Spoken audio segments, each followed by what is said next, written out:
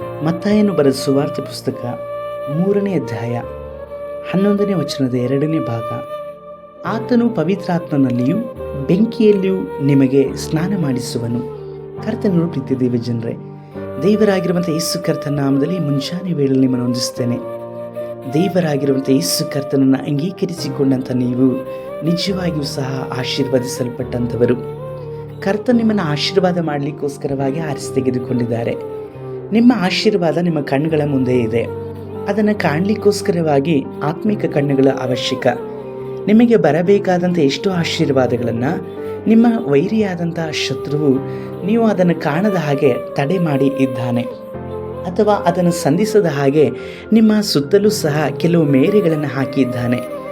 ಅವುಗಳನ್ನು ದಾಟಲಿಕ್ಕಾಗಿಯೂ ವೈರಿಯು ನಿಮಗೆ ಬರಬೇಕಾದಂಥ ಆಶೀರ್ವಾದಗಳನ್ನು ಹಿಡಿದಿಟ್ಟುಕೊಂಡಿರುವಂಥದ್ದನ್ನು ನೀವು ಜಯಿಸಲಿಕ್ಕೋಸ್ಕರವಾಗಿಯೂ ನೀವು ಆತ್ಮನಲ್ಲಿ ತುಂಬಲ್ಪಟ್ಟು ಪ್ರಾರ್ಥಿಸಬೇಕು.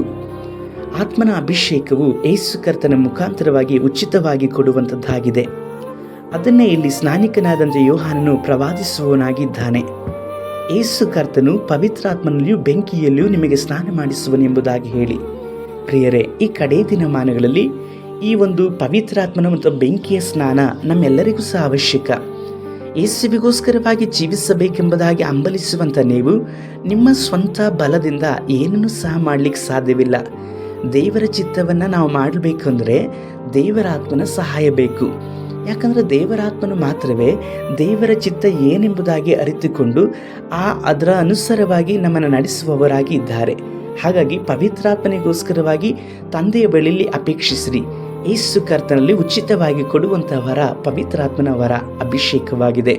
ಅದು ಬೆಂಕಿಯಿಂದಲೂ ಆತ್ಮನಿಂದಲೂ ನಮ್ಮನ್ನು ತುಂಬಿಸಲ್ಪಟ್ಟು ಈ ಲೋಕದಲ್ಲಿರುವಂಥ ಎಲ್ಲ ಜೀವಿತಗಳನ್ನು ದಹಿಸಿಬಿಟ್ಟು ಕರ್ತನಿಗೋಸ್ಕರವಾಗಿ ನಾವು ಉರಿಯುವ ಹಾಗೆ, ದೀವಟಿಕೆಗೆ ಹಾಗೆ ಮಾತ್ರವಲ್ಲ ದೀಪಸ್ತಂಭದ ಹಾಗೆ ಪಂಚುಗಳೋಪಾದಿಯಲ್ಲಿ ಕರ್ತ ನಿಮ್ಮನ್ನು ಉಪಯೋಗಿಸುವವರಾಗಿದ್ದಾರೆ. ಅದಕ್ಕೆ ಬೇಕಾಗಿರುವಂಥದ್ದು ಪವಿತ್ರಾತ್ಮನು.